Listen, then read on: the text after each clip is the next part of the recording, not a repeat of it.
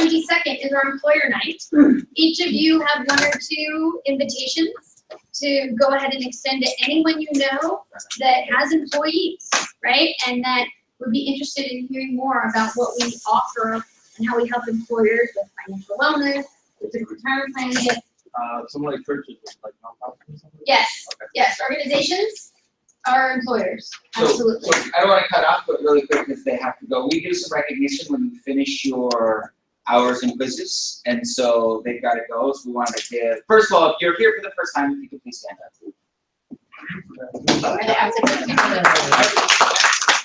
I wanted to tell and Claudia, know them a long time, really excited, got things, sat with them early last week, got them started on Monday, came on Wednesday, and yesterday finished their hours and quizzes, getting things going. So we give, and this is old, so we actually have to get new ones made, but now we You'll finish be your one of the hours first and quizzes, so we were the first ones. So we wanted to give special recognition for finishing that before you guys take off. You know, some and as a surprise, and it's a little bit preemptive because it'll be at the end of the meeting this will be done, but we actually have a third person that finished their quizzes this morning, and we're almost done with their hours, the awesome Jenny!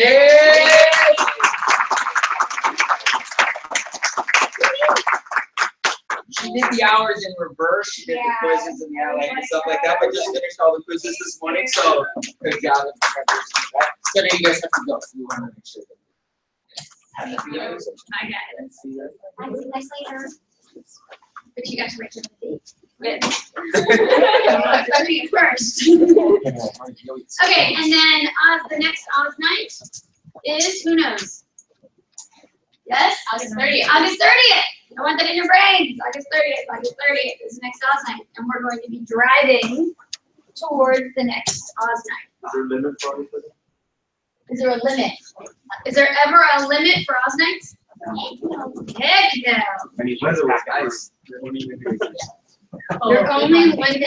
You're only as limited as you limit yourself, says Tig.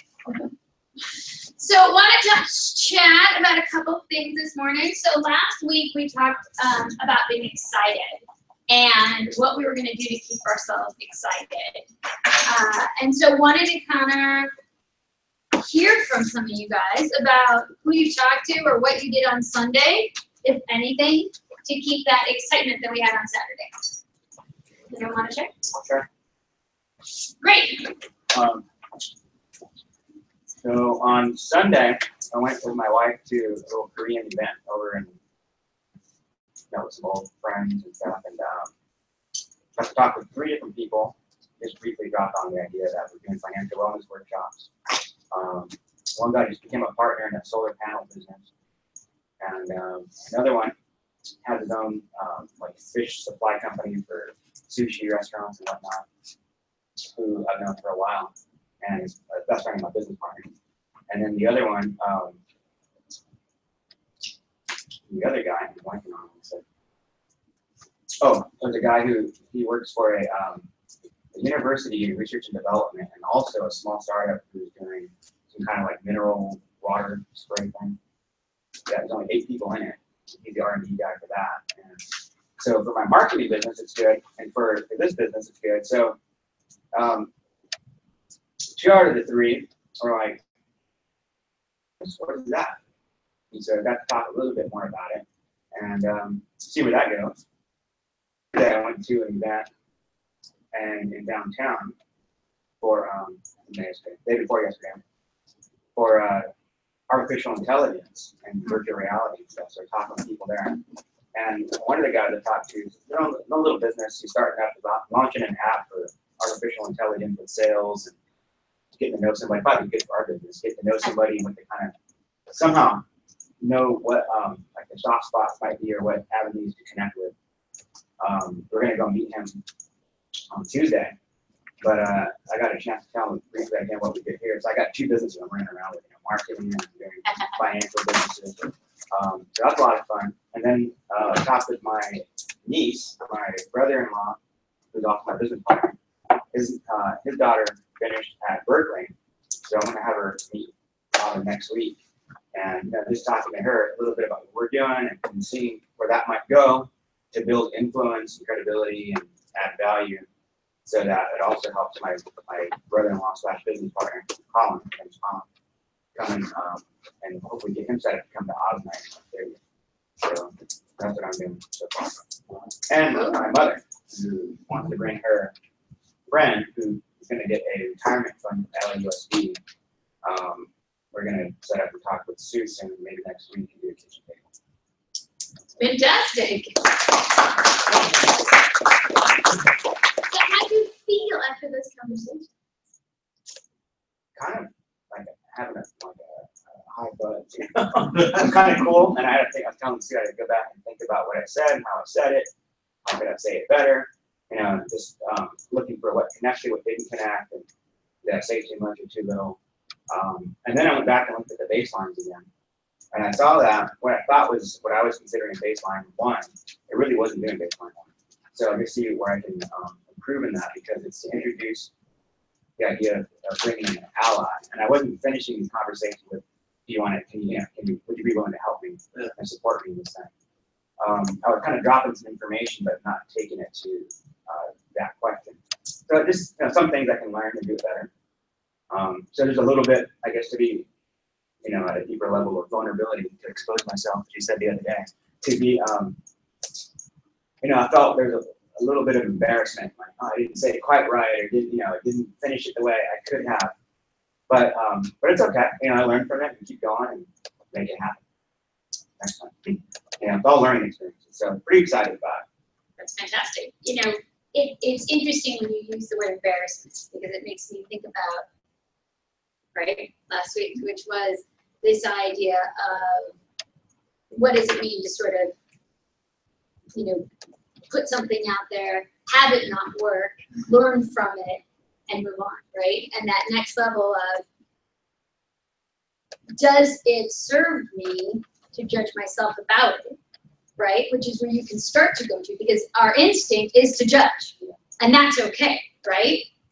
Opportunity in this room for that personal growth that I know you're focused on, which says, okay, my instinct is to judge, and I have this really awesome opportunity because I'm working with this really awesome group of people to say, is it helpful when I'm judging myself right now?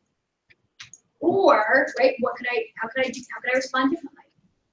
This challenge and say, here's what my husband would say. Are you ready for this? It's just gonna blow your mind. Not a lot of people would say this to you. I'm excited that you had these conversations that didn't necessarily work the way you wanted them to. Sounds like something. Actually excited that happened. You know why I would be excited about that? Because I had the learning experiences, and I did it. Because it's a learning opportunity and you did them. If Brett was out there having these conversations, which he does all the time, he comes back and he's like, I'm so psyched, it went terrible. It took me a little bit of a period of time to be like, and then you start to realize, like, oh, you're excited it went terrible because you got to learn from it for the next time. Yeah. So we grow up thinking instinctually that the only way to feel after that moment is embarrassed. An opportunity to show you there is actually another way to feel. It doesn't mean you'll feel that way all the time, but we think there's only one way to feel in that moment because of our experiences and our upbringing and all of these other societal things. It is another way to feel. I'm not just making it up. Like that man behind you actually feels excited every time it goes wrong.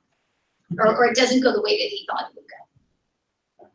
So that's just an opportunity to see. And my point there is, you can actually be excited, because this was about being excited and self-motivation, right? Not just about the buzz of, oh, they actually listened or asked questions or were interested, but you can actually stay excited about the fact that you just learned from it. Just pretty cool. How about one more person? Who else? Who else talked to someone, did something to stay excited last week? Yes, so I had a couple conversations. I had a couple KTs and skills practices that I was gonna have. A couple of meetings didn't go through, things changed. But I always remembered what Ubi said, that he was gonna do it with purpose and go on a movie with a friend. So I kind of did something similar to that. And I took my daughter and I was like, it's summer, so let's go see where all the cousins are at. Let's go see where all the family is at. So I'm on the Axis Gap. So something out of it. So I go, which they were here on Wednesday with his girlfriend. And they just graduated high school like last year, so they're 18. They're about to start their journey, their lives, and what they think the world is about, right? They think that it's the oyster that everybody, remember when you were 18, right? So I'm just looking at it, and then I'm like, explaining the Axis Gap, and all I did was explain the Axis Gap to a point where I was relating it to them. I was like, nobody, not even your parents, talk to you about what life is after high school, or where you have to go to college and get skills and get that certificate, get that degree, which is a skill. And I was having this conversation with them, and I could just see them like, mind blowing and understanding a couple things. So then they started explaining like, then Anna's cousin's girlfriend, her name is Marina. She's a pretty well-known blogger, Latina, and she's coming up on this the new stream of YouTube money and all this YouTube and Twitter, and she has a following, and because of all that following, she actually acquired it for herself to actually have a TED Talk coming up. So she's actually going to be in a TED Talk, which they've changed from what the experience I've learned. And when she heard the Axis Gap, she was like, "Oh my gosh, I know what I want to have a TED Talk about." Oh, that's cool. And she's like, "I know what I want to share to my followers, to my community, about what's happening," because her senior project in high school was about the diminishing middle class. So it and then after that, I had a conversation with her about omens and the alchemist, and about just knowing and being aware of when opportunities come forward, And I almost felt like an awesome big brother in a sense of just sharing this knowledge. So when they came on Wednesday, they were all excited. They were wanting to see about it. And one feedback that I had about Axis support when they send out that email, I didn't even know what was on the email, but I kind of reached out to them. I was like, "Hey, did you guys receive the email?" He's like, "Yeah, we RSVP'd." And I was like, "Oh my God, that's awesome!" It felt so good to have Axis support just knock it out that way. And when they came in, because they were like, "Hey, can we just carpool?" And I was like, "Well, let's carpool." And it just felt so good. They already knew. They read the email, and I'm like, and as we're driving home, he's like, "David, it's so professional." You see that? The email just you're an advocate and associate. And then I was like, let me read the email because I haven't even read it. I want to make sure that I'm being well represented in here, what I'm saying? And when I read it, I was like, oh, hell yeah. I think I'm just going to shoot all the Facebook emails and, just let everybody know, come and support David. Because as they were coming, they kind of had an idea of what, Wednesday was going to be about, but it just opened up a lot of avenues and a lot of conversations. So after it, I, as a leader in my team and me looking for people because we need people, I started realizing okay, she's excited. What's her value? Does she want to be an associate? Maybe not. She has a path. Her cousin wants to be the conversations were so different. It was in the same car, so you kind of want to a little bit with some, you don't want to give them a whole full mouthful, just a teaspoon of certain things. So when I would talk to him, I would talk to him about the opportunity of just learning the information. And when I would talk to her, it would be about, listen, come leverage us, learn the skills, knock out that TED Talk. #1 rated Latino TED Talk. I haven't seen one. Why not be you? So I had come learn the skills and have to be an amazing speaker, and come learn maybe if you want to be a partner or an opportunity. So I had these multiple conversations with these people because it's just what I'm practicing. Good. We're going to get into Oznight a little bit later in our conversation. Right now, I would like to ask Dawn to come up. Yes, come on up. And I'm going to invite my husband Brett to come up. Yeah. Always be ready, Brett. Remember the team? Right. Left first. And go. And Dawn's going to share with you her experience with a friend that she shared with me and Brett this morning. Brett's going to sort of talk a little bit more about the impact of that experience. Good morning. Good morning. Just for good morning. Yesterday, I had dinner with a good friend, Nancy. You guys have met her. She's been here before. And while we were at dinner, I got a text from a girlfriend. Her name is Kathy, and she does, I won't just say Arna, she does Rodan and Field skincare. And I've purchased some of her products before. And she said, I'm having something in a little bit. I don't have enough people. Please come. And I support her all the time. So I said yes, and I shot Bob a text message saying, hey, after dinner, we're going to go over to Kathy's facial party. He's like, no, she's only a friend. We've had conversations before. She's only a friend because she wants to sell you something. She's not really a friend. She is a former parent, or a parent of a former, not a former parent, a parent of a former student of mine. That's how we connected. And we've been friends ever since. We used to hang out a lot more. She moved down by the beach. And I was like, why are you bothering to go? All she wants to do is sell you things. But I'm supporting her, right? Because that's what we do. We support our friends. So I went there with Nancy, had a couple little pieces of cake, had some sangria, and got a facial. Who doesn't want a free facial, right? So afterwards, sorry, I'll reach out next time. So afterwards, we're chatting a little bit, and she's busy, but then she comes up to us, what is it, this thing you're doing again? So I said the sentence where I'm doing financial wellness with companies and organizations. And she's like, well, I'm like an organization. She has a big team of, I think her team's up to almost 50 now. I said, yes, you are. She's like, well, can you come to one of my meetings and talk? I'm like, well, yes, I can. So I was excited, and Robin's like, that's awesome. I'm like, okay, she goes, no, do you even realize how awesome that is? And I didn't until she told me that it's really cool because it's as simple as I've seen her how many times. I've gone to so many of her different facial things and her Facebook things, and that she took just the 2 seconds. Who knew if she even expected me to respond? But she took the 2 seconds to say, what is this thing you're doing? And the one sentence just opened that whole window. And so she has a team of 50. If we go to one of her meetings, somebody else might hear about it, and go to their meetings, but then these are people already looking for an opportunity, right? They already want something more, which is why they join something like Rodan & Fields, which offers skincare, but they also have the money that now they're going to need to, my mind's just going crazy. They have money that they need to invest. Most of them are at-home moms, all that type of thing, so they may be looking for something else too. Awesome. So, first of all, and it's interesting because part of, is this your book? Or is that, part of it is how easy, we're going to go through this. Yeah. But how easy it is to forget what it is we do. Couple things. One, you will not go there thinking you're recruiting them. Right? Because the moment you go there thinking you're recruiting them, you're not going to any other meeting. Just like when we go to our wellness, you're not going there to recruit them. You're going to tell the story that's going to be a relationship. Now, what's going to end up happening is there's a platform to tell the story. They end up leaving your develop relationships. Like there's a phenomenal opportunity going forward. But part of this is, and so there's part of my conversation and where things are, right? So Wednesday night was the first of a shift in kind of our direction and where we're going. It was this rollout, right? You guys all, and I'll do this now, y'all like the new logo? Yeah. That's pretty badass, so that fires me up. And so just my little commercial that everything's welcome, we're down there, right?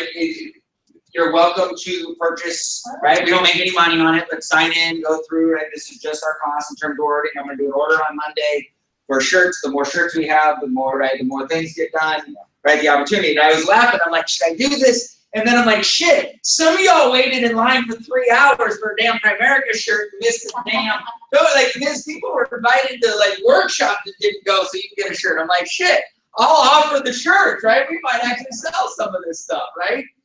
But and I'm excited about it, and we're gonna end up giving some of them away. Like we're gonna have our player shirt, and we're working on all the other things. But right, I'm proud of it. The opportunity's there. We're gonna have some contests and stuff. So if you plan on it, these are the costs. They're down there. Please do it the weekend so that I can order on Monday, right? So we get bulk shipping and all of that stuff. We'll end up doing an order once a month or so, like through that stuff. It won't be an as demand, but we'll do it. Okay, so I wanted to cover that while I get into the second thing that I wanted to cover really, really, really fast because I will miss this from the announcement standpoint, and then we'll go through, is the state of California has changed the requirements on licensing. And it is a very, very, very cool thing. I do not think it's a public thing. I don't think most people are going to know it, and we are going to take advantage of it like a mother plan. Okay. Hours 52 and 32, right? We're in discussions, but you know, a lot of times, you know, but yeah. So whether it's 52 or 32, if someone's a good test taker, right, have them do the 52. Right? If somebody's like, let me get through this, right, they haven't done it or something like that, have them take the 32. Having the long-term care license is a good thing. Who knows what the health insurance, who knows what the health insurance thing is going to be. But the hours is still there. Now the quizzes, the passing of a quiz is no longer required. So you know how you had to get a 60% or 70%, you had to retake it, so we did all the things? No longer. You literally just have to go through the quizzes. Jenny did the quizzes in 7 minutes. A next, A next, A next, A next, A next, A next, next quiz, A next, A next, A next, A next quiz, A next, A next, A next, A next, next quiz, A next, A next, A next. There is no quiz requirement. So the auto refresh, the super auto refresh Chrome extension, thank you, Paul, thank you, and A next, A next, A next, A next. Literally, hours will not be the reason that we do not get people licensed. Right now, we plug them in. That's going to take the classes that we're putting together. More important, we really get through this stuff, and we are going to get people through that process quickly. Okay, and we'll talk a little bit later about that, but I wanted to make sure that you know that. So here's the first thing you do. If you have anyone in the process that hasn't finished their quizzes, you pull up their list and you're like, look, let's get you through this process, right? This is not going to be the reason that you don't. I have no idea how long this is going to last. I don't know if they're going to change it back, but it must be a state requirement for whatever reason. I do not think Primerica is going to publish it. I don't think they're going to sell it. Don't share this if you happen to be dating someone in another base shop. No. This is not for public consumption. But it's an interesting kind of opportunity to help us move through this process quicker. Again, our folks weren't getting, when they were doing Control F and they were typing in, they weren't studying there either, right? The classes that we're putting together are incredibly important. We need to do this. Now this leads to a mindset, and I'm gonna take like just a couple minutes, and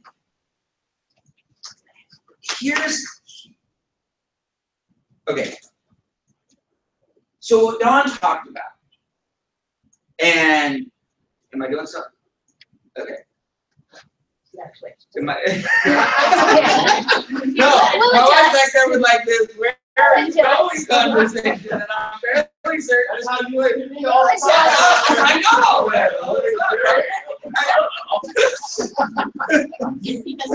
It's usually because you're going down somewhere we didn't discuss, and I'm barely starting on to talk about what we did discuss. So, right? Yeah. So, but no, right? I'm talking about mindset, like not the growth mindset, but I'm talking about the right.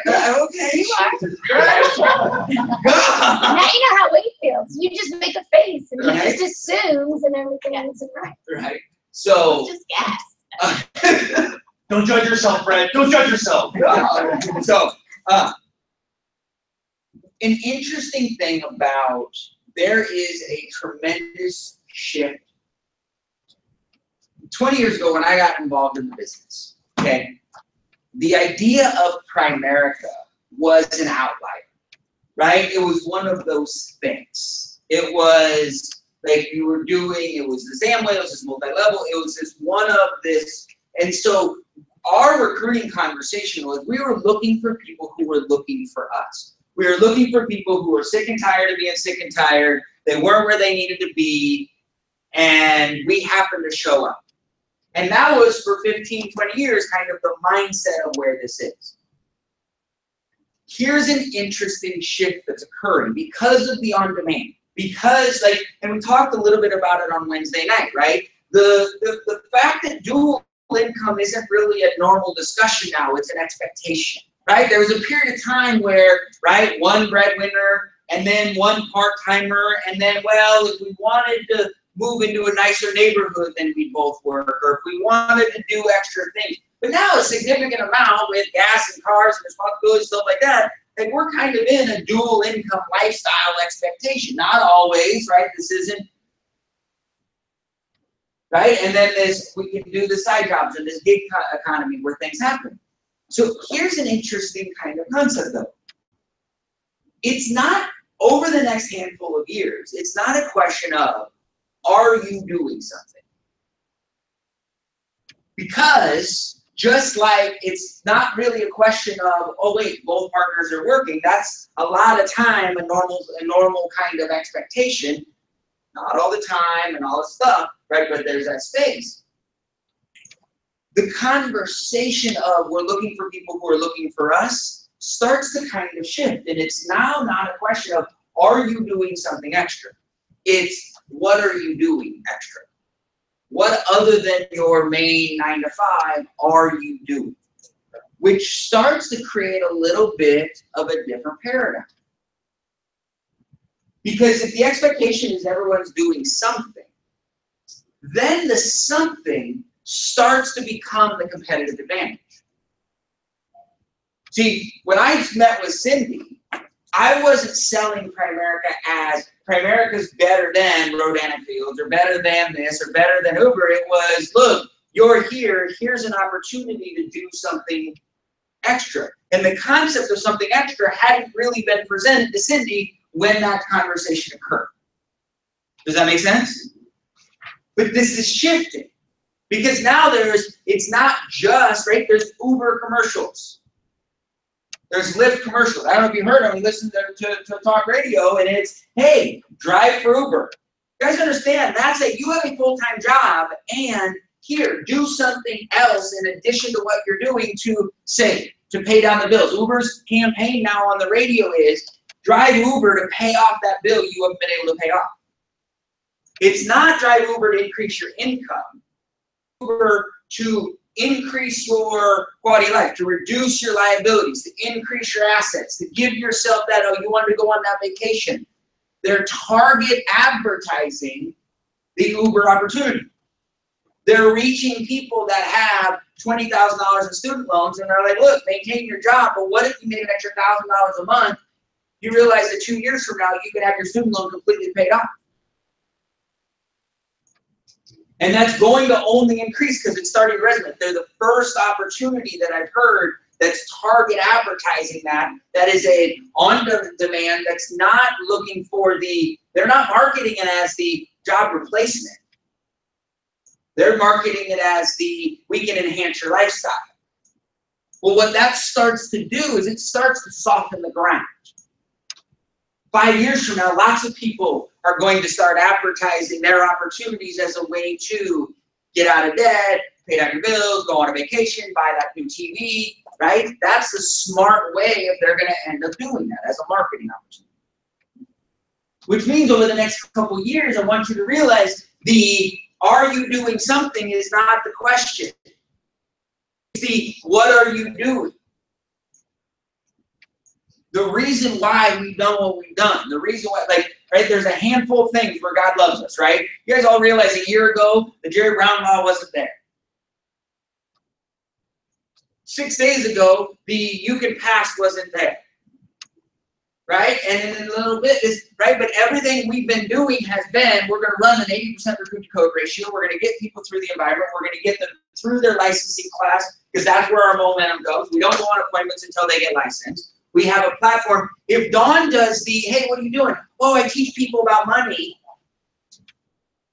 That's a direct sales conversation. The person that she's talking to, do you think that she's saying, oh, you're in a recruiting business and you're talking about insurance and sales? Do me a favor, come talk to my people that are recruited.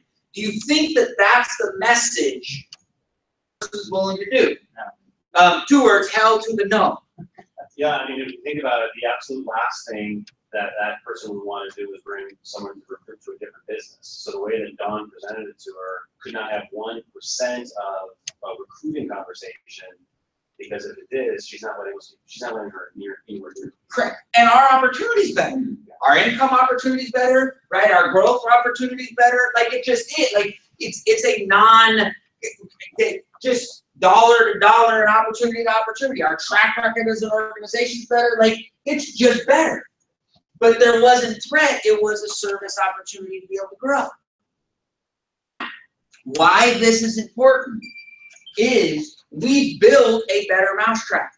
We've built an opportunity when someone says, well, why should I? You know, I was thinking about doing this or this. Tell me why. You guys realize that having the financial wellness for companies, organizations, we still have to figure out that it's corporations, but then it's companies. Like, we have to figure out, like, we'll get that tagline all the way dialed in, right, in terms of it, but for companies and organizations, right, and all of a sudden it shifts the dynamics. It instantly increases credibility. It allows a legitimacy of something beyond. It gives us a platform to be able to have that. So part of this and the work that we're going to do, and I just wanted to kind of highlight this for us as we go forward, and we're going to really, this will be something that we drive and beat into our organization, into our mindset is, and it's not there quite yet, but it's one of those conversations, right? You have the ability to start saying, guys, here's the reality. A lot of times it's not a question of if someone's doing something on top of what they're doing, it's what. And that's a sentence everyone can start saying when they're across the kitchen table, when they're across the coffee shop, when they're talking to somebody and they're introducing, man, one of the most amazing things between what's going on in the world and the economy and the expenses, it's really not a question of if someone's doing something on top of what they're doing, it's what, and what is that what doing for them. And now if you want to I want to let you know why I'm doing what I'm doing and where the story, now the Primerica story is an explanation within your baseline. It's a pivot in, it's a foyer into the introduction of why you're doing Primerica. Because the reality is it's not. Jenny, your entire adult life, everyone you know over the next 20, 30 years is going to have a side thing, because the same reason why the largest type of home that's being built right now is a dual household home. No, dual household. Yeah. Kids, 2 master bedrooms, 2 master bathrooms. They're calling it the generation platform, the generation layout, something. It's a generation. Why? Because Tony and Wendy can't buy a $500,000 house at 25.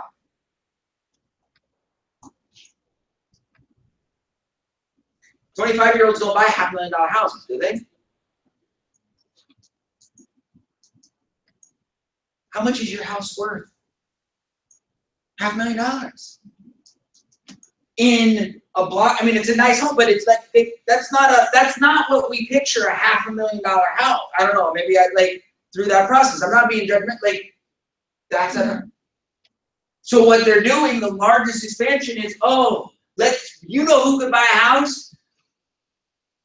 Your mom and Chuck and you and Wendy could buy a house, because you could use mom's retirement assets and income and your assets, and now we can charge $700 for the house, but it's really $350 and $350, and both y'all can afford the $350 and $350, and we'll build it so that you have a wing and they have a wing, sort of, so that you have a community kitchen, but you kind of have 2 living experiences. Bullshit, right? But that's the market. Why? Because it's the only way they're going to be able to sell 3,000 square foot houses. The world's changing. Someone doing something on the side is changing. We are at the front of this. We built the system, the language, and the environment for it, and we're going to continue to drive that culture. And we'll talk about the mindset and stuff like that. Hopefully that's what we wanted to do. So that was my first.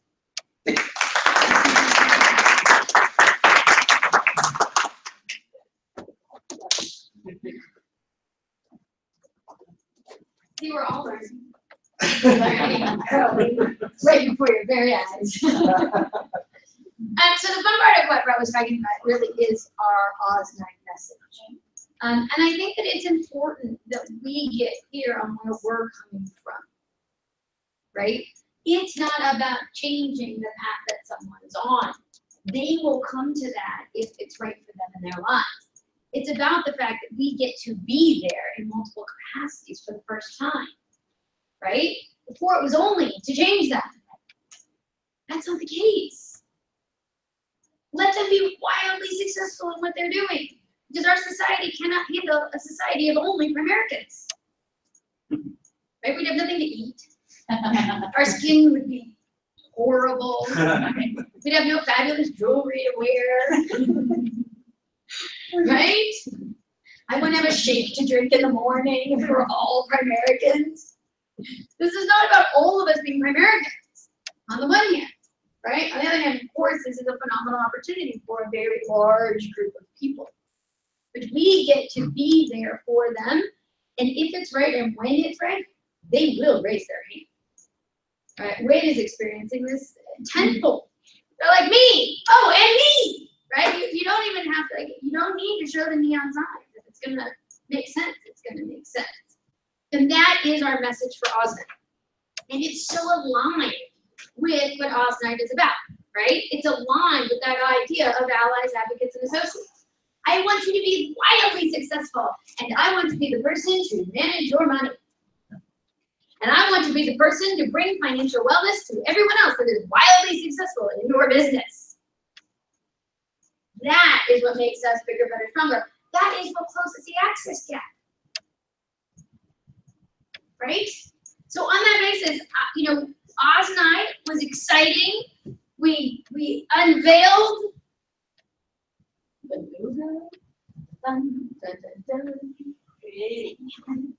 Let's go this way. There we go. Little Oz-Night. Is there a story behind it? Is there a story behind it? The story is that my husband sent out a campaign, and we put in a description of what we believe that this team is about. And then we let all kinds of people send us all different kinds of designs. We knew that the colors that we wanted, which you now see around here, it was really about something that was inspiring and fresh. Part of the blue came from two things.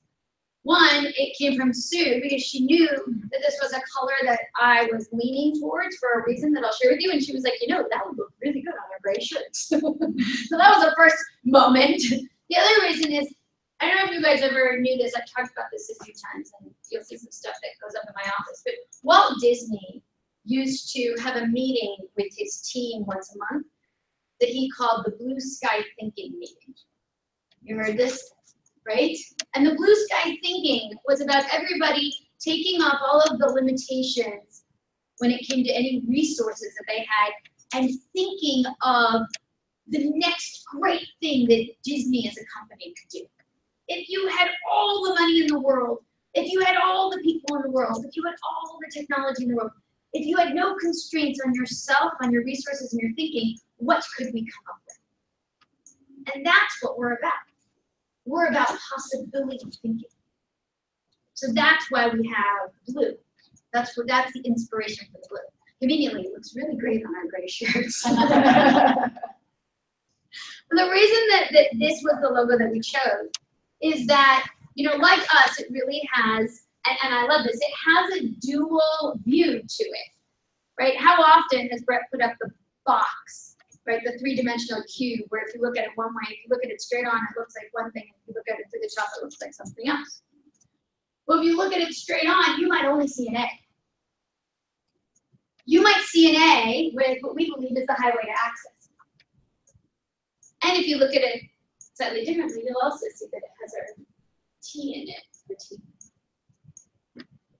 So we thought that that was a great representation of the fact that when you look at one thing from one perspective, you can see one thing. When you look at it from another perspective, you can see something else.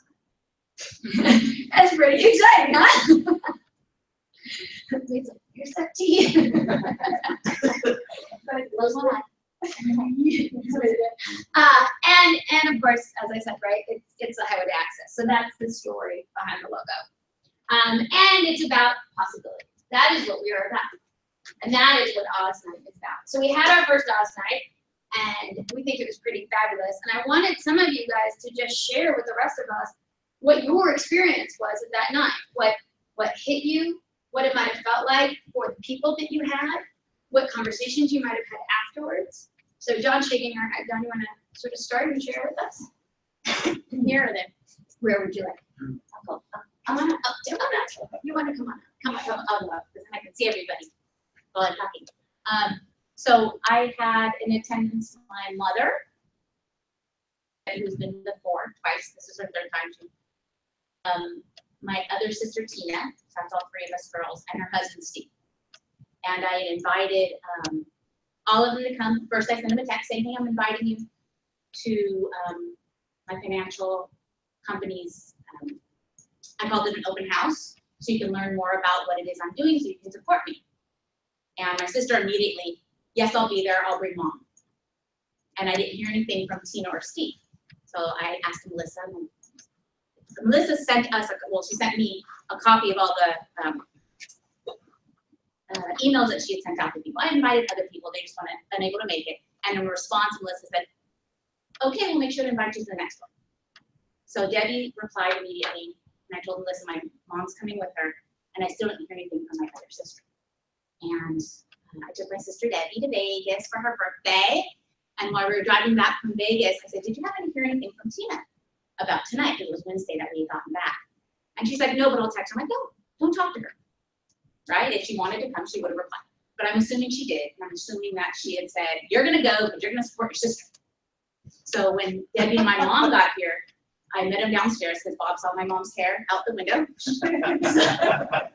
No, he says she's here. Yeah, he's like, "Your mom's here." I'm like, "Okay, I'll go down," so they know where to come up. And my sister walked in first, and she just had to look like, "Oh, get her away from me." Literally is what she said. So I'm like, "Hi, Mommy," and I started introducing her downstairs and brought her up, and my sister pulled me aside. She said some explicatives. She didn't want to be here in the car. "Why are you making me go to this thing for Don? I'm not going to buy anything from Prime America. I don't want to do this." And she's like, "You need to support your daughter. Don and Bob have worked really hard to get where they are. They're very successful and they're excited and they just want your support. Stop being an F and B." That's how they talk to each other, so that's okay. So I heard that, I'm like, kind of wish she didn't tell me, right? So I'm like, "Mom, thank you so much for coming." She's like, "Uh-huh." So then my other sister Tina, and Steve walk in.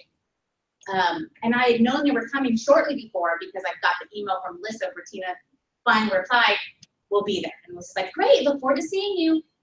So they walk in, and their first, Brett was at the door, their first response, Steve's like, "Aren't I supposed to get dinner before this presentation?" Like it's a timeshare presentation, right? I'm like, "Well, we can go to dessert afterwards."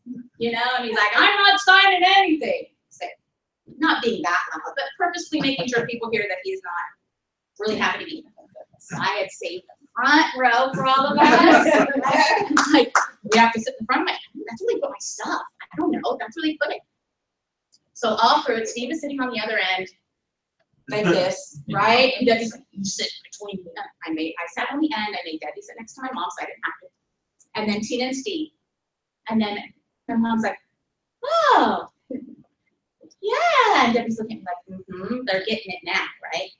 And then slowly as there's more talking, I was looking over at Steve and he's, commenting back and participating, and you can see him nodding, and it was a different meeting. It was a new platform, a new format, a new presentation, and it was perfect for them because they're small business owners. And although they're small business owners, they're animal trainers for the movies. They're paycheck to paycheck. They can go months with no money. They have no savings. Steve has expressed to us previously, he's like, "I got like $60,000 I need to figure out what to do with." But we never broached him about it. I never went, "Okay, great, let's go. Let's go, I can do it." So it just added, so the meeting ended. We all went out for coffee, dessert, whatever afterwards. And even while we were still here, my mom's like, "That was really interesting. I learned a lot." She's saying, the presentation was very forceful. Very forcefully. And he's like, "That's not the word that you mean." She's, "No, that's not the word I mean." It's just, she was enthusiastic, was what we took it as. So she's like, "Very forcefully." It's like, I'm like, "They didn't spit, I'm sorry, in the front row." They were okay. But she was really on board. And while she's still sitting there, the lights came up, I said, "You need to talk to your nephews," which is Tina's two boys who are very successful in the tech business. And she goes right to it, and she was like, yeah, I guess, but she's warming up to it. And then Steve was at the end talking to Bob, and was like, it's pretty interesting. They don't have employees to take advantage of what they're considering is what we're about, but they do have other men. So we'll talk with them later. So we went out to out to dinner, dessert afterwards, and they were just really open to talking about it. They had, I guess that's right, not really open to talking about it, but we're impressed with the meeting, the information. We got recognition for, take-up recognition for passing the 63. And Bob and I got recognition for being #1 in securities licenses in the state of California.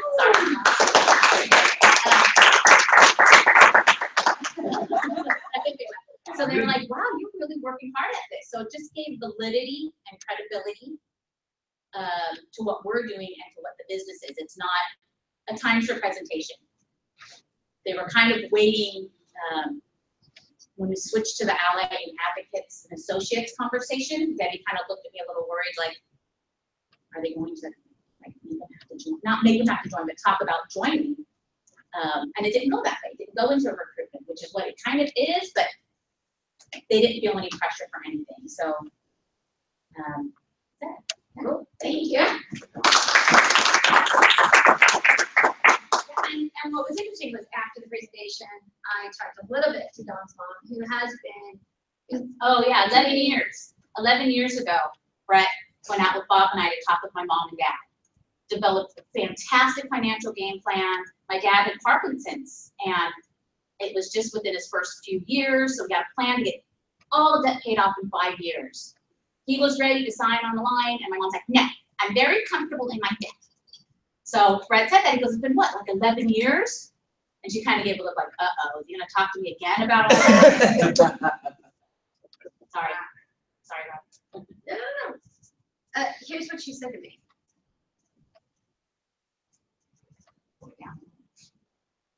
My nephews need to sit. Oh, okay. My nephews need to hear this. My nephews need to sit. I thought that was pretty interesting. You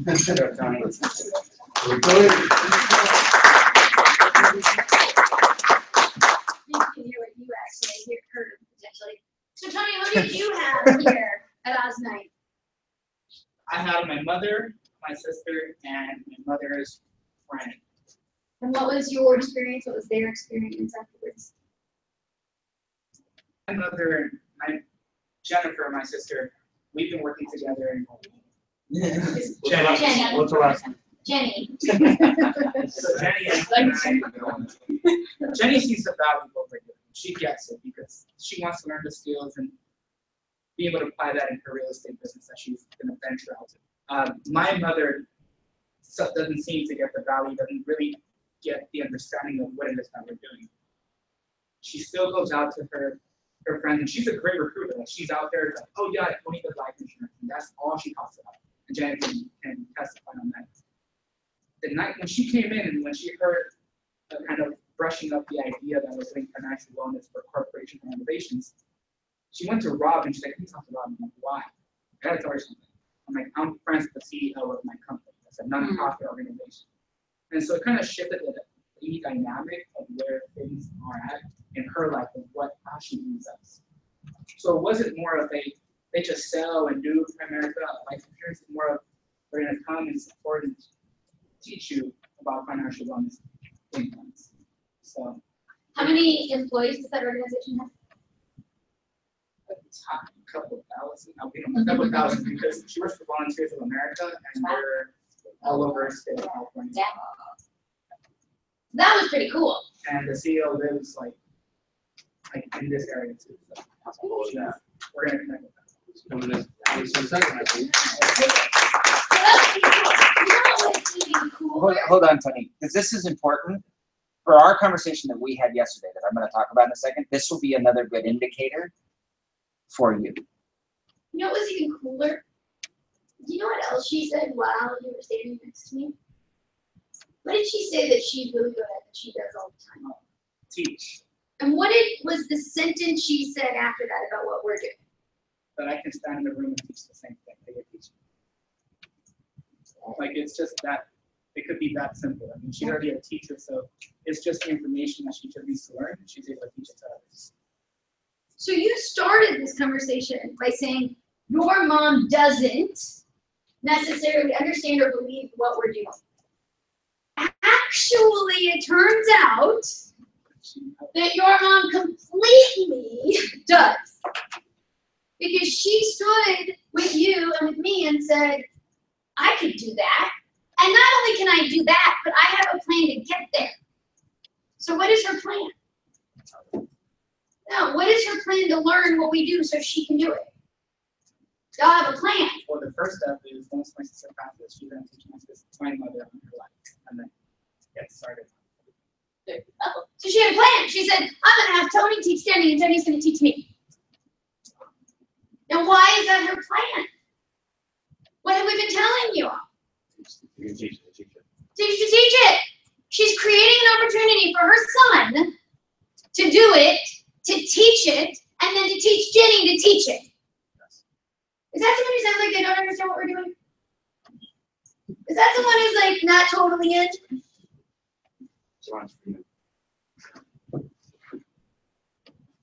That's pretty exciting, right?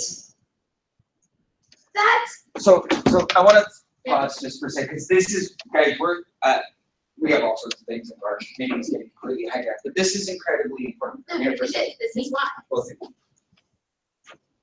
Both of these two human beings had incredibly positive business shifting events occur in the last 3 days, and neither of them recognized it. This is an area we have to improve on. Like, for a long time, good things didn't happen. Now they are. But if you don't recognize them, you can't behave as though they are big deals. Yeah. So you don't spin wheel enthusiasm up. You don't grow your skill to get ahead of it. You don't leverage it as an impact story. All of these things occur. If Dawn doesn't have to happen in the relationship with Robin and I to actually tell that story, because that could have happened to some of you, and you wouldn't have actually told us about it. And if Tony's mom didn't tell it to Robin and I the same thing to us, and she would have said that conversation to David and Yubi, that gets missed as well. So I'm gonna go sit back down now, but this is what's an important thing is when good things happen, freaking understand that they're good things. That one's for free. It really is about identifying the best impact story. That's what you get to share to your peers, to your group and your house. So that's what you get to celebrate. And it's what you get to take action on. If we don't have the conversation, see, the next step that we're going to get to is, so what's my next step with her, Robin? So what's my next step with Brett? So what's my next step with my mom, Tony, and Jenny? Because we're building a family business with someone who gets it. Right? Wade's eyes went to the back of his head. He was like, God, if I had someone in my life who got it that well, that they were actually creating the opportunity for one to the next, to the next, to the next. It's crazy. That's part of why we're having this conversation, because we want to celebrate those moments. How about someone else? Who? So not from Wednesday night, but want to go through. So I called Wade because Hawaii's coming, right? And we're running out of days for the month to reset. And in the past, like I've reached out to different people and it's created anxiety and they get frustrated with me. So then I'm like, well, screw it. If you're gonna treat me badly for trying to help you do something, I'll just get myself motivated and go through. Not anyone in this room, but you know, I mean, we've all had our moments. But Wade one has never been in that situation. He's never put me in that situation. At the same time, he's never been in a position where it actually mattered. So I sent Wade hey, so you have to do one by one to be able to reset, right? You're already at 1,000. Like, right? Question mark. And he's like, yep, working on it. 30 minutes later, like an hour later, maybe 2 hours later, you had an event and kind of come tell the like 2 minutes of that interaction, because this will be important on what's occurring from the response of how things are. Talking about lukewarm? Yeah. Okay. So yeah, really quick. So I have I have enough premium in order to get my Hawaii points that I need, but I'm short the recruits, right? And so I had 2 recruits that I was going to get on Wednesday night, but they don't want to start till next month because they're moving. So I was like, okay. So then I turned to my lukewarm market, which I haven't worked yet, right? So going in order.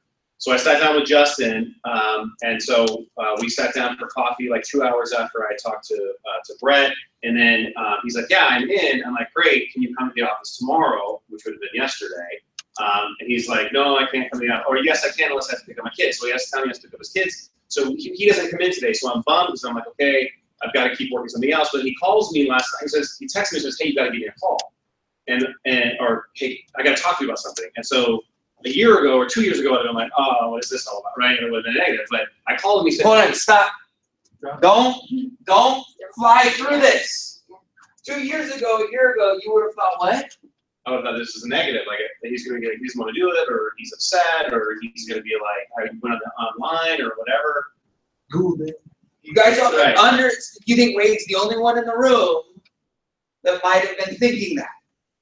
This is important because if you're thinking that, it's Friday night at Oh, I don't know, it was like 5 o'clock. 6 o'clock on Friday night, and you think, shit, I had a recruiting appointment, the guy was excited, supposed to come, couldn't come to the office today, and now he's calling me saying, you gotta call me. How many of you actually want to call that person at 5 o'clock on Friday night? Right? Because you think it's not good. If that's where your mindset is. This is important. Right. So, I before I called him, I reset and I said, okay. I said, he is where he is. Let's just see where he is. If he does change something, then he just goes a different place on my list. So I know where to put him. Right? It doesn't mean he's out. Maybe he's backtracking. That's fine. And then that's good. Or whatever. So I call him and he's like, hey, I was sitting down with my sister and her husband and Randy, telling them what we're doing, and you said you had an amazing crisis and that you needed a lot of people. Can they do it too? They're all interested. And I was like, because when I was talking to him, he asked me, he's like, how many people do you have? If I'm talking, I said, how many people do you have? Well, I said, I have 8, right? But I need 50, right? And so that's what I said to him. I said, I need 50. And so I was like, yeah, so they're all coming to the office on Wednesday. So so they can see the office, they're gonna sit down, we're gonna all sign up for their hours, we're all gonna do the Chrome extensions, and now we're gonna do the quizzes. So we'll have them all fill out their state apps on Wednesday. So we'll be training in their state apps for 4 people, the end of next week, right? And the thing is, can I just say one more thing? So if you think about how my team has gone, right? It went, I have like a bunch of Uber people, but it went a couple people, and then it went Drew and Jimmy who recruited someone without me. It was 1 person, and then went a couple people, and then it went to my lukewarm, which Justin, who recruited 3 people without me, right? So I have 14 people on my team now. If this comes through on Wednesday, I have 14 people. Now you haven't seen any of them, but this legs, they're all going to start plugging in the office, right? And so that's 14 possibly people within 60 days, 90 days, something like that. And so if you just do the sequence. It just started with 1 person, then it went 1 person, then it went a person and their husband, and then it went to somebody, then one person, and then it went like that. So it's, who knows what's going to happen, but it doesn't matter, because the thing is that if you just look at how it's progressing, it will start popping like popcorn, just like we talked about. And I have other markets to turn to that have been developed, which is also exciting too. So I'm not super hyper focused on what they do. I am, but I'm not. So it's exciting.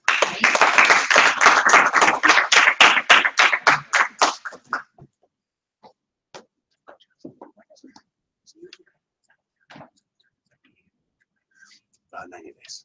Yeah. You're talking about solar. These are the things that we're hearing from the conversation. Now, I wasn't in San Juan, but from my understanding, these weren't necessarily the things that folks heard after a knock. Now, there were people who were excited for some period of time. But generally speaking, my nephews need to save. I know someone who, I can do that. You have a crisis, how can I help? Was not the messages that were coming out of this. This tells us that we're on the right track and that more people need to hear the message. And so our job is to push to our Osmonds. Individually, you'll be meeting with us to figure out what you do with these sentences.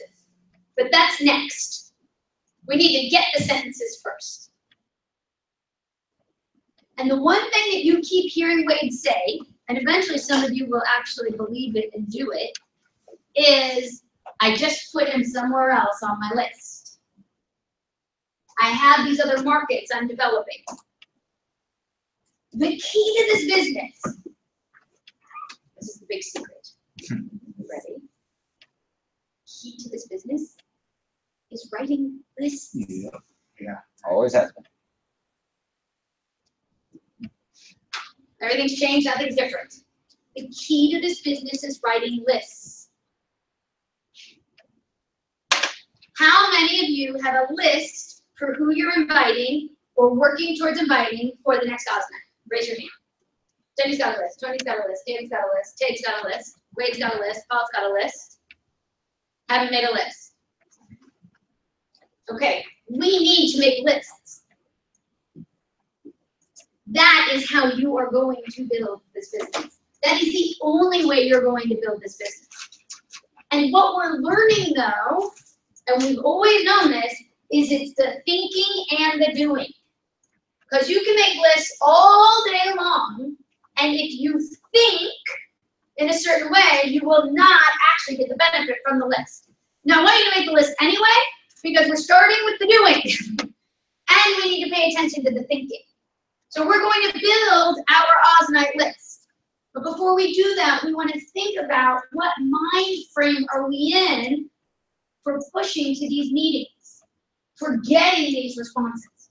So I'm going to invite my husband back up to talk about the thinking that's going on in this room. Woo!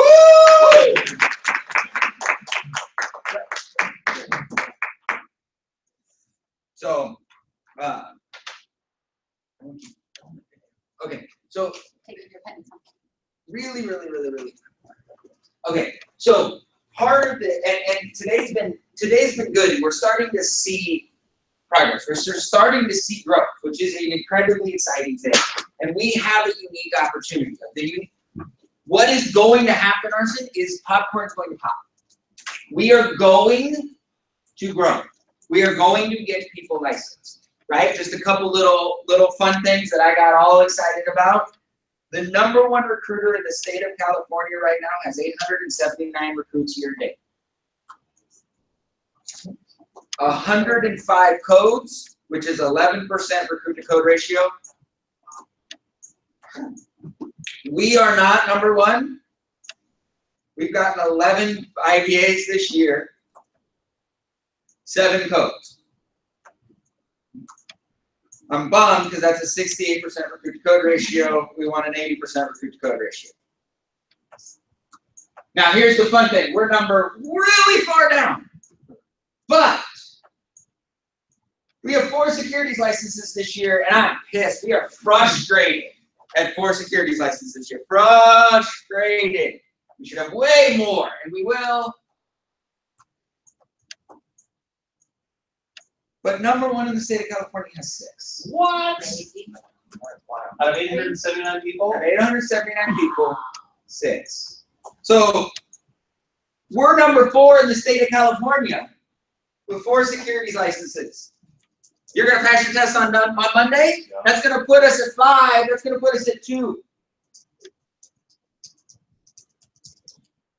Guys, we will finish #1 in the state of California for the year.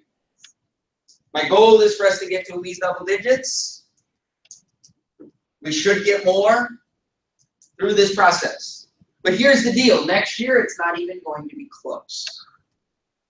Now, we will be, I believe this time next year, we have a legitimate shot to be the #1 licensing organization in the country, in the state of California. I don't know what country, but in the state of California. How is that possible? There's no way we're going from 11 to 879. That's ridiculous. You're right. It is absolutely ridiculous, and we will not do that in the next year. Hell, I don't know if we'll do that in the next 18 months, but we don't have to. Because 144 IBAs at an 80% recruit code ratio is 105. 144 is 12 IBAs a month. 12 IBAs a month at an 80% recruit code ratio gives us the #1 licensing team in the state of California. Now I have a question. If we get 105 licenses, do you think at some point 879 IBAs is that far off? Well, when 879 happens, you realize that's 700 licenses. And this starts being 200, 300, 400 securities licenses. What I saw down there, what you guys were training on in the securities with the charts and the communication and the understanding, the ability to bring somebody up quickly to be able to learn that. What is being constructed right now from the securities licensing process for the confidence in the environment, as people start passing this test, as they start talking, going, here's how I did it, they start becoming advocates of where things are, right? The momentum is occurring. We will end up accidentally, purposefully, the #1 securities license team in the state of California. Y'all understand that that's what we get to talk about. The more we talk about the fact that we're the #1 licensing team in the state of California, the more we get to talk about, right? We were like, Don, Bob, #1 in the state of California at their level. They had 3. Did we talk about 3 or did we talk about the fact they were #1? No one gave a crap that there were only 3. Right? Your sisters didn't go 3 all year. That's not what they said. They're like, shit, you're doing great. We are going to build momentum. We are going to capitalize on this. Things are going to happen. We are building. Good events are starting to occur. We're going to go in and do different conversations. We're going to recruit teams. We're going to do presentations. We got wellness seminars. We got 401ks on place. Things are going to. The question is, do we simply ride the momentum or do we create and build it? We are going, look, we have not been competitive for a long time. It's going to feel good to be competitive. And so we can be like, this is fun. But what we heard today, right, with our mindsets, is we are not positioning ourselves to take advantage of and recognize our moments. And that's a scary thing. Now we have a unique opportunity. And that unique opportunity is to figure out what we're doing. I've had some fun conversations in the last couple days, kind of giving language to some of the mindsets. And what we realized is that there are a handful of people in this room who think of themselves in this business as sales. Like a traditional sales organization. Like they work for a sales company. And so they're like, here's what I can do, right? I can help you in different areas when it comes to, I can show up and I can do work. If you've got a financial wellness, I'll go, I'll be able to contribute, I'll be able to make some money. And the recruiting key component to this is incredibly important because the mindset from the recruiting component from the sales is, hey, I can get you introduced to my manager. If you think about it, if you work in a traditional job, a traditional sales environment, you're like, I'm doing this work. If you happen to want something, I can introduce you to the guy or gal who can get you in because you're looking for something. A couple of you, your head hurts. You're like, I can't even understand how that's a mindset. This is important for you to understand whether you get it, whether you have it or not, because it is a mindset. And it's not a bad one. Because here's the deal. There are standards and expectations. If that's the mindset, then there's expectations to that behavior. There's decisions, there's conversations, there's responsibilities or not responsibilities. There's a variety of things that come with every decision that we make. Does this make sense? And it comes with, hey, what are you working on? Man, I'm doing something special. Man, you got to come and see these people. Man, there's some great things that are going. Man, I can introduce you to them. Man, this is a possibility that can make a difference for you. Can you hear that mindset? That's not good or bad. Here's the thing. You and I have to know if that's how you're thinking about it. Because then you got to get really, if that's the mindset, then you got to get really good at that language. You got to get really good at what that means. You got to get right, you got to own it.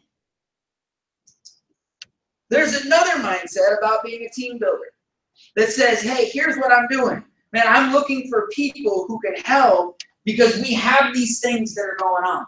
We've got these wellness programs. We've got this environment. We've got these things that are going on. And I need some people that can help me run these things. That's a particular mindset, isn't it? Can you hear that that might be a little bit different? Hey, we're working on these things, right? We're working on, and I've got to show. I'm going to show up. We've got the ability to do these sales. We've got the ability to do it. Versus my job. So it's my job to be able to move the product. It's my job to move the team, build a team that can service. Can you hear that those might be different mindsets?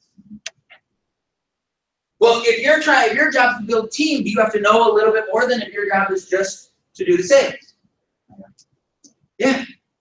Right? If you're going to introduce them to the manager, then the manager's job, for lack of a better phrase, has to be able to cast a vision and see where they fit and answer the questions. They're the ones that have to hold the level of standard. They're the ones, and our job is to simply let them do their job. Where here, we actually have to stand in some of that gap, and we have to be the person that answers some questions, be able to leverage, right? There's a burden, there's a responsibility to running a team because there's accountability in delivering. Does that make sense? But then there's also a creator that says, you know, it's funny, we've got these programs and we've got the systems and, right, we got to build a team, but my number one goal is, man, we want to find these companies. We want to find these organizations. We want to be able to create an environment, right? I want to build a team that not only do we farm this out, man, but we want a team of teams. We want people that can go through. My number one job is I want to be great at finding these organizations, and then I can facilitate them out to teams. Now, some of you might recognize this conversation a little bit different. If you can do it yourself, you can be profitable. If you can teach it, you can be competitive. And if you can teach it, you can be free. Now, when I ask people this and we talk about this side, most of us are like, well, that's what I want. Does this make sense? Yeah. But I got a question. If this is what we want and this is what we do, if this is what we want and this is how we act or how we think, we're in conflict. Can we grow at the rate we're supposed to grow if the leadership team's in conflict, thinking they're thinking one way, but thinking and acting another? See, when I explain this to people, every person that I've explained this to has said, well, this is good and this is bad. And I'm like, man, I got to get better at explaining. Because I don't actually think one is good or one is bad. I think that some of us want to think that we want to do, but this helps. You guys, this is a whole lot easier. So I'm going to confront a couple things. This might get a little dicey for a handful of seconds. When the meeting's over, I want no apologies. This is not a request for a single apology. This is awareness as thinking. Does this make sense? Yeah. Wednesday night, we had our first office night after redesigning the room, out of the office, getting it all clean, completely done, right? Had to clean, had to do all sorts of things. How many people other than Sue called and said, I know we haven't had a meeting in a long time in the room, the whole place has been put to hell. Do you need help? How do we put this thing together? This is my meeting as much as it's yours.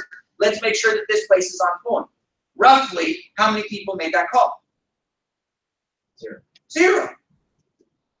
Now, Sue did. Sue's like, what do I need to do? Where do we get it done? I'm like, shit, I don't know. She's like, well, seriously, you're not helping me. I'll just figure out shit that needs to be done because I'm an owner.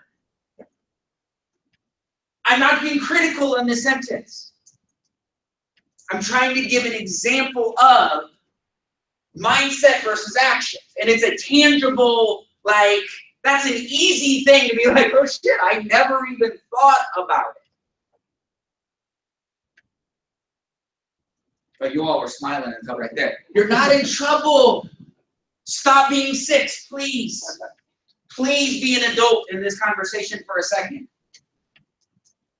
It's always learning opportunities to be like, shit, you're right. That never even crossed my mind. That's information. So you start recognizing, Tony, what'd your mom say? My mom said, I know the CEO and I can introduce you. That's what Tony heard.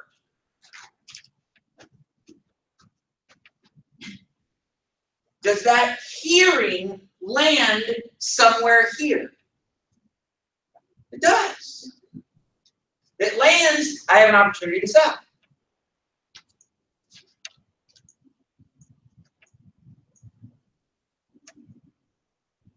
That's not bad.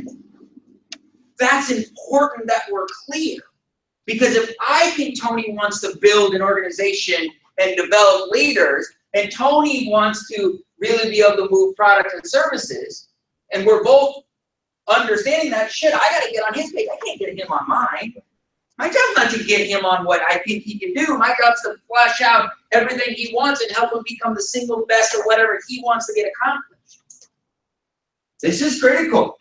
This isn't about changing Tony's mind or mindset. It's about both of us being on the page. Now, if Tony's convinced this is what he wants, but this is where he's acting, now I have an opportunity as a coach to confront his thinking and his doing so that he can fight to get on alignment.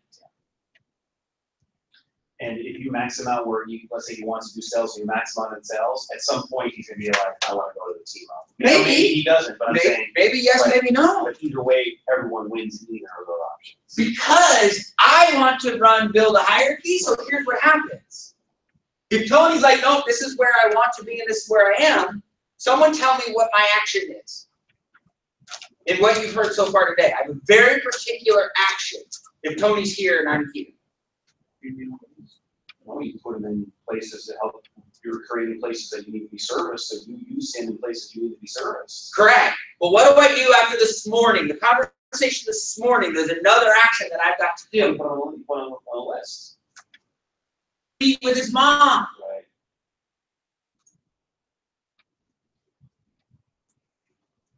Why do I have to meet? Robin and I have to meet with his mom. Oh, you want to cut him out? No! If Tony's like, shit, seriously, I got a million things going on, I got jobs, I got Wendy at school, I got a million things that are going on, and I want to freaking show up and make some money. I want to write some sales, I want to have some fun, I want to grow, I want to go to the party on the weekends, I want to do. Is there anything wrong with that? Hell no, there's nothing wrong with that. That's fantastic. But then when someone like that shows up and brings mom who's like, shit, I can teach. I'm like, Tony, fantastic, here, I'm going to build you a team. So I'm going to meet with mom and talk to mom. Does mom have to be beholden to his thinking? No. No. The same as he doesn't have to be beholden to hers. Cindy, is this making sense? Now the challenge is when we want one of them, but our behaviors are in conflict. Because then we have to decide, is the price worth it? Because to do this, you got to be stronger, you got to be faster, you got to be better, you got to be smarter, you got to be clearer, you got to show up earlier, you got to go home later, you got to push yourself harder. Why? Because the demands are going to be a whole lot harder getting free than making profit. Can we all agree it's supposed to be that way? I'm not going to apologize that getting free is hard in America. But it's really nice it's on the piece of paper. Like this meeting sucks if we're like, hey, hopefully you can make some cash. Thanks for coming. But I want to be free. Not here. No, it's here. It doesn't have to be your landing zone. It can be.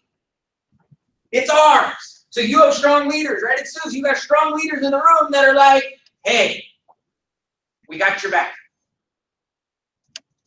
What we haven't been able to do a good job of up to this point is to make sure we're on the same page. And all of a sudden, because Don, you're like, holy shit, right? You're like, I need 30 more people because we got this. So okay, I want this, but I'm here. How do I make those shifts? Those are good questions, but we can't ask those questions if there's not a space to ask them. Guess what? What's coachable? Tony, what's coachable? Being able to listen. What's the definition of coachable? Seek instruction. Seek correction? Or, Seek direction, welcome correction, and apply it with purpose. Seek direction. Hey Sears, I found myself thinking I might be somewhere that I'm not wanting to be. Man, I'm a failure. Really? All right. Yep, you are. Man, you're always right.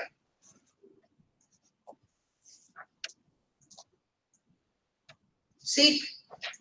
Sears, I might be somewhere I don't want to be. You might be going in the direction that I want to. Can you help me? Could you imagine asking Robin, hey, could you help me? And her going, no! But is it her job to chase you? No. What I told a couple of you in the last couple of days, and the reason I started with this and then I'll be finished, is momentum is happening and this shit's about to go. I need you to understand something. And I will not say this a whole bunch more, and I'm not sure how proud my wife's going to be of this, but she's coming up after she cleaned up. I need you to understand the rules are changing. Momentum is coming. You know what that means? The burden of transferred growth, UB isn't on me to you anymore, it's on you to me. You have to make it easier for me to coach you. Dave, you actually have to make it easier on us to coach you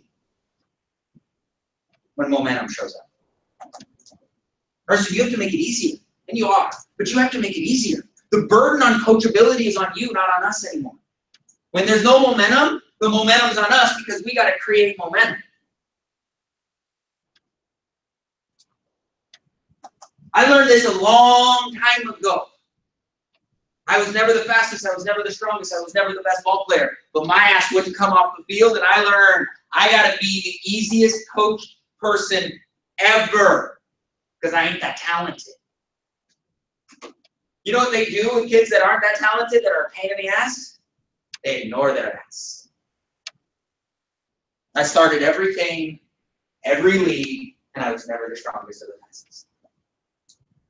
I was never the smartest in school. I learned a long time ago, if I want something, I'm going to make it so damn easy for you to give it to me. It borders on being ridiculous. I will be yours. This is where this gets beat. And we're like, this isn't a bad, like, some of you are like, this is bad. I hope not. This is a life lesson. If you want someone to help, make it easier on them. You know what it is? Seek direction. Hey, I was working on this. What's the next step? That's part one. What's part two? Welcome correction. What's that mean? It means you're going to probably suck at it. How could you say that? Because you don't know what you're doing. This isn't a complicated concept, is it? If you don't know what you're doing and someone says, here, do this, there's a good chance it might be hard. And you might suck. Make it easier getting those. And then apply it with purpose. Stop being the same. Stop running the same time you always run. Stop ignoring right when you always ignore. Stop getting rude, obnoxious, or shy the moments you always get rude, obnoxious, or shy. Be different. Try it a new way.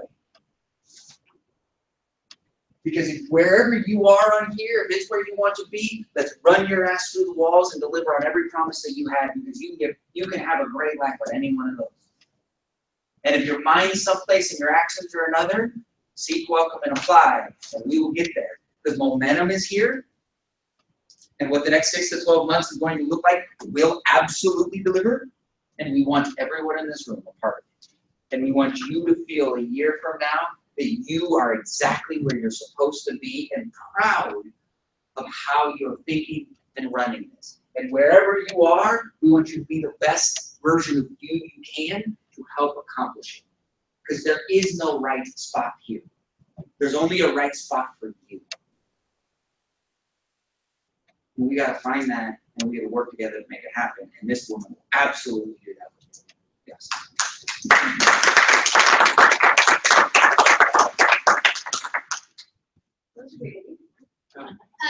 So, and you know, it was interesting to me when Brett just asked everyone what it means to be coachable. And it occurred to me that no one in this room, other than Sue, actually could immediately rattle off those three things. Now, that's interesting to me because Wade is like my example for the person in this room who continually exemplifies being coachable. But why would it be important for Wade, who is phenomenal at being coachable, to know those three things? Why would that matter? Because I have to be able to teach it somebody. Doesn't really get about do it. If that's where you are, and that's where you want to be, right? So if you're up here and you're just coachable, it's awesome. The language helps us, but it's awesome. If Wade doesn't know those three little short phrases, he doesn't have the language to teach someone how to be as coachable as he is, which I would say is one of the key factors as to where he and his business is today. So those are the things for you to start paying attention to. Am I attacking this opportunity from where I am? If I'm attacking for teaching, am I learning the language to teach and not just the doing? Right? So this is an opportunity for us to all get on the same page. It's an opportunity for you to get on the same page with yourself, which is pretty cool. Very, very, very cool. So in the last couple minutes, now that we've sort of talked about the mindset, we want to get back to our lists. This is the doing. We just spent 20 minutes on the thinking. This is the doing. We're not going to have a whole lot of time today, but our goal as a team is to push to August 30th, right? You're going to push your employers that you know to August 22nd, but we are operating OSNITE to OSNITE. And the first step is filling out your list. So we've got this fancy little spreadsheet that we made for you. And you're going to put in the name of the person, what temperature they are, and in that next column, oh, pass them out for me, sure. In that next column, it says neat. The reason it says neat is because we have learned that it is incredibly helpful if someone you're bringing to OSNITE has heard something beforehand, whether it was a KT or a coffee or a conversation at a barbecue. We want to know, ideally, that you met with that person at some point. You wanted to have invited that person to the OSNITE. Email has access support, sent an email to that person. Confirm, have they actually confirmed that they're coming to OSNITE?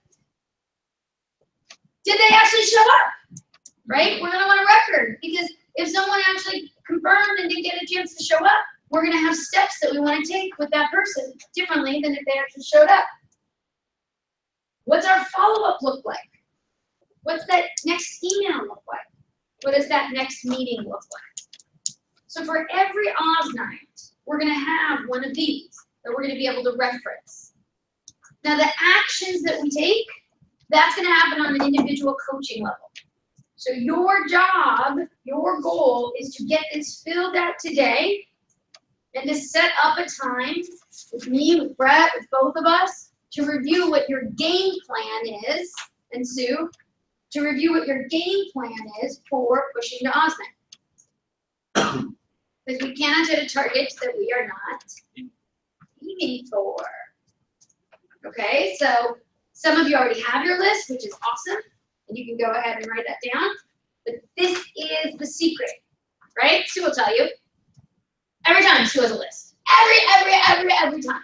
You walk into Brett's office, he has a list. You walk into my office, it's on my board. I have a list. September 13th will be the next one after that. So, and that's helpful because you might say to someone, hey, are you available for August? No. Well, there's going to be one in September, so you can put on there September 13th. And we're going to sort of see where things go as to how often we do these, right? But the real goal is for us to max out the time we have at these meetings because of what we've seen. I lost my paper apparently, that we can get from the conversations that we're having. Okay? So, and part of being coachable, this is on you. Fill out your list. You can't come in, set up a call, set up a Skype, email the darn list. Don't let you stop you from pushing to what we all want to do here. Okay? Questions about the list? Pretty clear? Awesome. Well, I think that today was really incredible and helpful, and I want to, as always, my husband and partner in life, because he gave us a lot to think about. So as you go through your week, not just in your America business, in your lives, right? This is about saying, what are we taking? What are we learning here? And how are we applying it all of the time? Approaching the beginning of the school year. Am I approaching it from a sales standpoint, or am I approaching it from a growth standpoint? Right? Go ahead. You asked a question about the list. I just had to think about it for a minute. Sure. Can you just, for an example, walk us through just the columns? Yeah, so real quickly. So let's say that this was last week, okay? And so Dawn had her sister on here, right? She has met with her sister before and talked about what we're doing. So she will put a check. Oh, actually there's a temperature. So your sister is what? Hot. She's hot, so she'd have an H here. Woo woo. Okay. Me, she'd have a check because they've met before. And did you invite her? So she'd have a check under invite. And did you let Access Support know to email her and they emailed her? So she'd have a check there. And then did she confirm with Access Support? Yes. So she'd have a check there after she confirmed. And then did she actually attend? Yes. So on this sheet for the last Oz night, Dawn would have a check that she attended. And have you actually followed up with her since? Just that night. Just that night. So not yet. So the email and the meet would be open, right? An email and a meet, a follow-up activity would be open, and she'd be setting up a time with me and or with Brett to say, okay, so here's what happened at Oz night. Here are the folks who attended. Here are the folks who didn't show up. Here are the folks that it didn't work for. What's our game plan? What's our follow-up game plan for the folks who showed up? What's our game plan for the folks who actually said they were coming and didn't make it to get them to the September one, or in this case, to the August one? And what are my next steps to get the people that I thought were ready, but it turns out weren't, to get them to maybe the October one? And so that way we're building meeting to meeting. Just so you guys know, this piece of paper will evolve like everything else we do. This is the first iteration. We'll use it, we'll practice it, we'll figure out what we focus on, what we don't. This is not a final product. This is the beginning to create the conversations with. And you guys will all have the first name and temperature filled out, and then this will be your working list for the next month. Helpful? Make sense? Okay, so again, last thing. So I want you to think about this week, applying the thinking in your lives. What does it mean for school? What does it mean for work? What does it mean how you approach your family? This is how we practice these skills and get better and better and better at it, because it's all about Access. That's it.